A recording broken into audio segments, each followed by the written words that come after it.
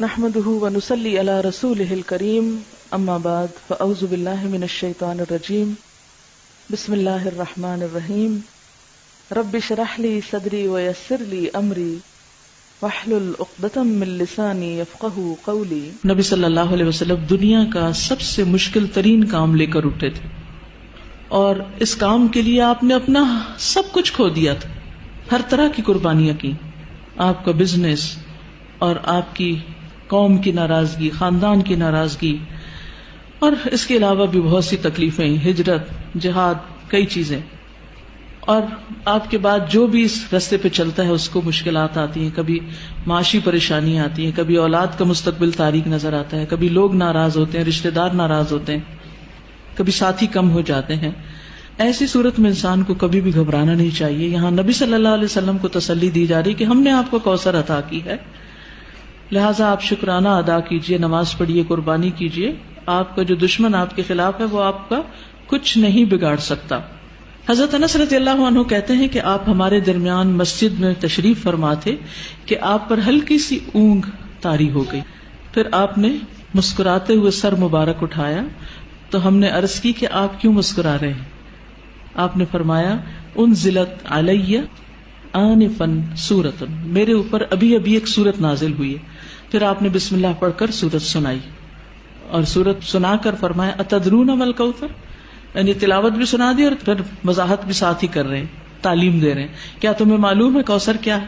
تو لوگوں نے عرض کیا اللہ اور اس کا رسول ہی بہتر جانتے ہیں۔ فرمایا وہ ایک نہر ہے جس کا اللہ نے مجھ سے وعدہ کیا ہے، اس میں خیر کثیر ہے۔ اس نہر میں کیا ہے؟ خیر کثیر ہے۔ در حقیقت یہ ایک حوض ہے جس پر میری امت قیامت کے دن آئے گی، اس کے برتنوں کی تعداد آسمان کے تاروں جتنی ہوگی، اور اس سے کچھ لوگوں کو ہٹا لیا جائے گا تو میں کہوں گا کہ یہ میری امت ہے، تو مجھے بتایا جائے گا کہ آپ کو نہیں معلوم کہ آپ کے بعد انہوں نے دین میں کیسی کیسی نئی چیزیں نکال لی تھی۔ صحیح مسلم کی روایت ہے۔ بہرحال سورت کا محور یہ ہے، مرکزی مضمون یہ ہے کہ آپ صلی اللہ علیہ وسلم پر نعمتوں کا ذکر ہے، آپ کے مقام کی فضیلت کا بیان ہے، اور اس کے بعد آپ کو کیا کرنا چاہیے اس نعمت اور فضیلت کو پا کر، اس کا ذکر ہے کہ آپ شکرانے کے طور پر اللہ کی عبادت کریں اور بندوں کے حقوق کا خیال رکھیں۔ اس میں ہم دیکھتے ہیں کہ پچھلی صورت میں 4 چیزوں کی بات تھی، یا 4 خاص باتیں تھیں، جس میں سب سے پہلے تو بخل کا ذکر تھا کہ ایک شخص یتیم کی ضرورت پوری نہیں کرتا، مسکین کی نہیں کرتا، ان کو ذلیل کرتا ہے۔ دوسری چیز نماز میں غفلت کی بات تھی۔ تیسری چیز دکھاوے کی بات تھی۔ چوتھی چیز یمنعون الماعون، لوگوں سے خیر روکنے کی بات تھی۔ اس صورت میں 4 چیزوں کے کرنے کی بات ہے۔ سب سے پہلے بخل کے اپوزٹ کیا ہے؟ الکوثر، خیر کثیر، کہ اللہ سبحانہ وتعالیٰ نے آپ کو خیر کثیر عطا کی، خیر روکی نہیں آپ سے۔ نماز سے غفلت کا علاج کیا ہے؟ فصلی، نماز پڑھو۔ پھر دکھاوے کا علاج کیا؟ لربک، اپنے رب کے لیے پڑھو۔ اور پھر یمنعون الماعون، اس کا اپوزٹ کیا ہے؟ ونحر۔ جو شخص یہ کام کرے، کون کون سے؟ فصلی لربک ونحر، نماز بھی صحیح ادا کرے اور قربانی بھی کرے، صدقہ خیرات بھی کرے، اس کا دشمن سرنگوں ہو جاتا ہے، اس کا دشمن اس پہ غالب نہیں آ سکتا، اس کا دشمن اس کا کچھ بگاڑ نہیں سکتا۔ کبھی بھی آپ کو کسی سے خطرہ ہو، یہ 2 کام شروع کر دے، اللہ آپ کی حفاظت کرے گا۔ مشکلیں آتی اس لیے ہیں تاکہ ہم اپنے آپ کو سیدھا کریں، نمازیں اور اچھی کریں، اور اس کے ساتھ ساتھ بندوں کے حقوق کی طرف توجہ کریں، کہاں کمی ہو رہی، کسی کے ساتھ زیادتی تو نہیں کر رہے۔ تو آپ دیکھیں کہ کیسے مشکلات پر آسان ہوتی، آپ کے خلاف بولنے والے اور آپ کے بارے میں باتیں کرنے والے خود ہی خاموش ہو جائیں گے۔ اس صورت کا پس منظر یہ بھی بتایا جاتا ہے کہ جب آپ کے بیٹے قاسم کا انتقال ہوا اور یہ خبر ابو لہب تک پہنچی تو اس نے کیا کہا کہ محمد ابتر ہو گیا، اب ان کا نام نشان مٹ جائے گا، کوئی ان کا نام لینے والا نہیں۔ تو آپ کو تسلی دی جا رہی ہے کہ آپ فکر نہیں کریں، ناکام آپ کا دشمن ہی ہوگا، آپ کو اللہ نے خیر کثیر عطا کر دی۔ تفصیل دیکھتے ہیں۔ انا اعطیناک الکوثر، بے شک ہم نے عطا کی آپ کو الکوثر۔ انا سے مراد اللہ سبحانہ وتعالی، اعطینا ہم نے آپ کو عطا کی۔ عطا کیا ہوتی؟ جس کا بدلہ نہیں چاہیے، ٹھیک ہے۔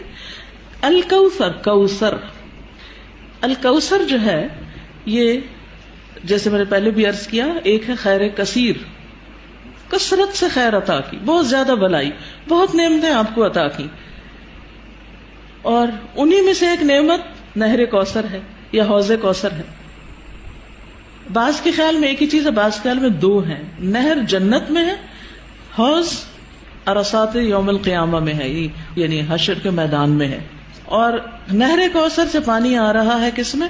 حوض میں، اور اس کی مسافت کتنی ہے؟ 1 مہینے کی لمبائی پہ لمبا اور 1 مہینے کی لمبائی پہ چوڑا، اس کی لمبائی چوڑائی اتنی ہے۔ اور جو نہر کوثر ہے جنت کی نہر، اس کے دونوں کنارے سونے کے ہیں، موتیوں اور یاقوت کا فرش بچھا ہے، مٹی کستوری سے زیادہ خوشبودار، پانی شہد سے میٹھا ہے، دودھ سے زیادہ سفید، مکھن سے زیادہ نرم، برف سے زیادہ ٹھنڈا۔ دنیا میں جو آپ کو بہت ہی پسند ہے اس کی کچھ مشابہت نظر آتی۔ اور حوض کوثر جو ہے میدان حشر میں، اس کے کناروں پر کیا ہے؟ پیالے ہیں، کتنے؟ ستاروں کی تعداد میں۔ جو ایک دفعہ اس سے پانی پیے گا وہ کبھی بھی دوبارہ پیاسا نہیں ہوگا۔ لیکن اس سے کس کو ہٹا دیا جائے گا؟ جو بدعت کرنے والا ہو، یا جو آپ سے دشمنی رکھنے والا ہو، آپ سے بغض رکھنے والا ہو، اس کو وہاں نہیں آنے دیا جائے گا۔ یا جو آپ کے دین سے بغض رکھنے والا ہو، نماز سے نفرت ہے، صدقہ خیرات سے، دین کا ہر کام میں مصیبت لگتا ہے۔ ایک یہ ہے کہ بوجھل ہونا، اچھا آپ سو کے اٹھے ہیں تو آپ کو بوجھل لگ رہا ہے نماز پڑھنا، وہ ایک فطری سی بات ہے، آپ تھکے ہوئے ہیں یا نیند میں ہیں۔ لیکن ایک یہ ہے کہ دل سے نماز کی چاہت ہی نہ ہونا۔ نبی صلی اللہ علیہ وسلم فرمایا کہ نماز میری آنکھوں کی ٹھنڈک ہے۔ ہمارے نزدیک نماز کا مقام کیا؟ ہم میں سے ہر ایک کو سوچنا چاہیے، میری زندگی میں نماز کا مقام کیا؟ مجھے نماز سے کتنی محبت اور چاہت ہے، کتنے شوق سے میں اس کی طرف جاتی ہوں، یا نماز بس خانہ پوری کی حد تک پڑھتی ہوں؟